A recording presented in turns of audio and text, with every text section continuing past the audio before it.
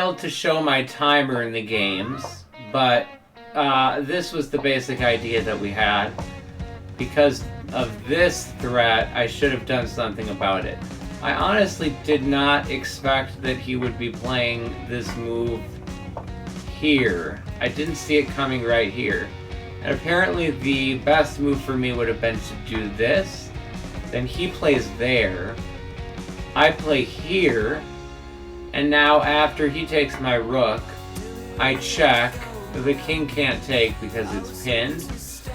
King moves down, and then after taking, we get a position that's like this, where black has an advantage, but it's not too much to overcome.